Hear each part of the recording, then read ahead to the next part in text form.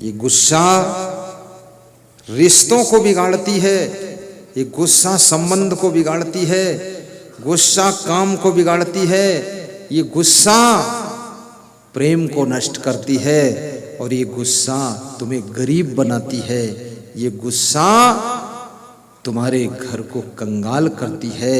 जो क्रोध को जीत लेता है, विदुर जी कहते हैं सन्नियच्छति यो बेगम उत्थितम क्रोधा हर्षयो सा श्रियो भाजनम राजन यश्च आपत्सु न मुह्यति।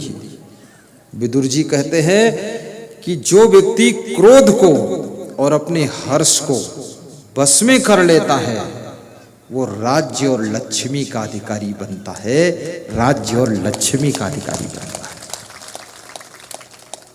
इसलिए क्रोध में कोई डिसीजन मत लीजिए, क्रोध में कोई कार्य मत कीजिए, क्रोध में कोई कदम मत उठाइए।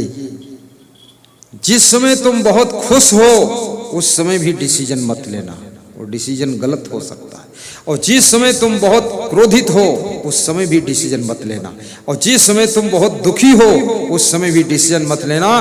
दुख की घड़ियों में और सुख के समय में बहुत सुखी हो, हर्ष फूल गए, डिसीजन गलत हो जाएगा। एक भूखा आदमी कह रहा था कि मुझे कोई भोजन खिला दे तो जिंदगी भर उसका साथ दूंगा। तो भोजन खिलाने वाले ने भोजन खिला दिया। बोले अब बोल क्या करेगा? बोले जब मैंने कहा था तो मैं भूखा आदमी था इसलिए कहा था, अब छका आदमी हूं, अब अपने घर जाऊंगा, तुम्हारा कुछ नहीं करूंगा। भूखे आदमी का निर्णय भी बदल जाता है।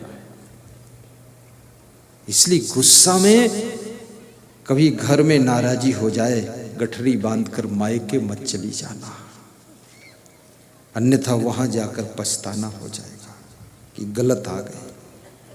और घर के दुख को अपने माँ बाप को भी मत बताना, महिलाओं को निवेदन है। फोन मत लगाना रोज अपनी माँ को। तुम्हारी माँ पूछेगी सब ठीक है, सासू परेशान तो नहीं करती है, तुम कह देना ऐसी सासू जुग जुग जिए सबको मिले, पार्वती देवी है। क्या बात है, पार लगा देगी। अपने माँ के जोश में मत आ जाना। तुम्हारी माँ बोलेगी अगर कुछ गड़बड़ हो तो मैं सेना लेकर आ रही हूँ। अरे सेना होना की जरूरत नहीं है, इस घर को ही संभालना है, यही घर तुम्हारा असली घर है। झगड़ा लड़ाई नहीं करना है। और गुरु की भक्ति भी खूब करो, सुबह शाम थोड़ा ध्यान भी करना, 5 मिनट बैठकर स्वाध्याय भी करना। यहाँ पुस्तक की दुकान आई है, वहाँ से खरीद लेना। पुस्तक है, उसका नाम है जीने की राह, नाम है सुख की खोज, पुस्तक का नाम है भजनावली, पुस्तक का नाम है अमृतवाणी। उसके एक पेज पढ़ोगे पूरी जिंदगी की किताब अच्छी हो जाएगी। उसको पढ़ना। प्रवचन की पेन ड्राइव ले लेना, 150 घंटे का प्रवचन भजन। मेमोरी कार्ड ले लेना, 50 घंटे का प्रवचन भजन उसमें है। खुद सुनना, रिश्तेदारों को भी सुनाना, गुरुदेव के प्रचारक भक्त बनना और रिश्तेदारों का भी सम्मान करना और गुरु मंत्र भी लेना, गुरु के नियम का पालन करना।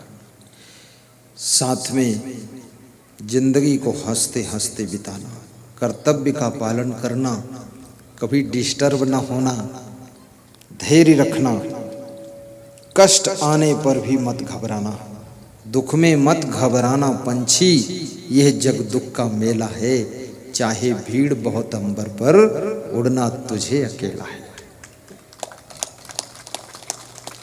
तुम्हारी माँ तुमसे बहुत प्रेम करती है, कभी उसकी मृत्यु हो जाएगी, उसके वियोग का दुख भी सहना, विचलित न होना।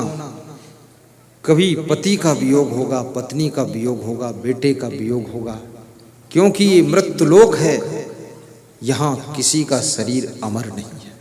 आत्मा अमर है, अजर है, अविनाशी है, लेकिन शरीर नाशवान है। और इस शरीर की सबकी मृत्यु होती है। इस शरीर के प्रति विशेष मोह भी मत करना, क्योंकि ये शरीर परिवर्तनशील है। सब आत्माओं के लिए शुभ कामना करना, मेहनत भी खूब करना, तुम्हारी आत्मा का कल्याण हो, ऐसी मैं शुभ कामना करता हूँ।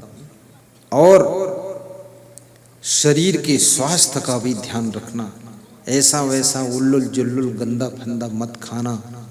अपने द्वार पर आसपास घर में खूब सफाई रखना, गंदगी कचरा ऑक्सीजन साफ मिलनी चाहिए, क्योंकि शरीर को हवा शुद्ध मिल जाए तो दवा की जरूरत नहीं है।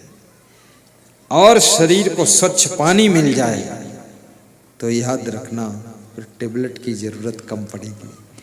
और शुद्ध सात्विक भोजन मिल जाए, चबा चबा कर खा लो, बस आनंद है।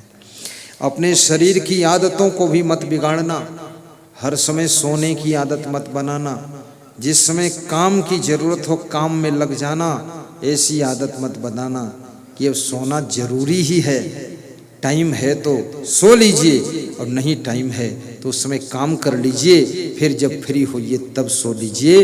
काम के समय जो सोता है उसका भाग्य भी सोता रहता है, और जो काम के समय जागता है उसका भाग्य भी जाग जाता है।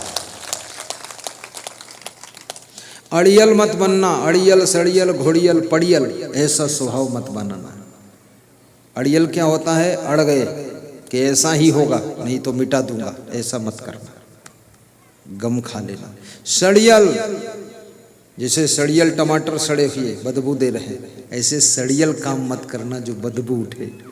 और पड़ियल, वो पड़वा की तरह पड़े हैं, जहां देखो वहां पड़े हैं।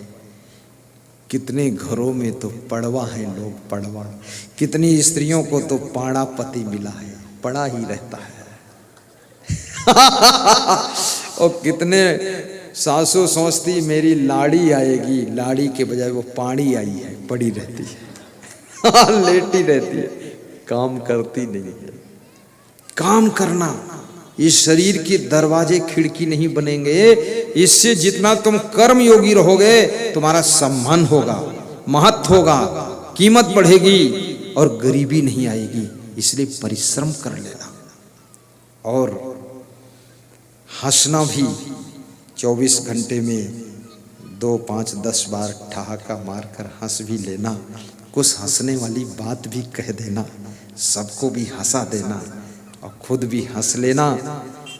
जिस घर के बूढ़े लोग हंसते हैं, जिस घर के नौजवान लोग डट के काम करते हैं और जिस घर के बच्चे मेहनत से शिक्षा प्राप्त करते हैं, उस घर का भविष्य और भाग्य बदलने वाला है। वहां कंगाली नहीं रहेगी। गालियां मत बकना। देखो भजन लोग ट्रेनिंग लेते भजन सीखते हैं, लेकिन गाली बिना ट्रेनिंग ही सीख जाते हैं। और जिसमें महिलाएं भी बहुत गाली देती है, क्या बात है। ये जब महिला बहुत मजेदार है, वो जब भजन गाएगी ना तो ऐसा मीठा भजन गाएगी कि पुरुष ललचा जाएगा। और जब गाली देगी तो ऐसी गाली देगी बिल्कुल बंदूक की गोली, सब घायल हो जाएंगे। गालियां मत बकना, चुप रहना, शांत हो जाना। और आपका घर मंगल भवन बने, आपकी वाणी मंगल वाणी हो, आपका जीवन मंगलमय हो और आपका अगला जन्म भी मंगलकारी हो। और आपके घर में मुझ जैसे संत के चरण भी आने चाहिए, घर पवित्र हो।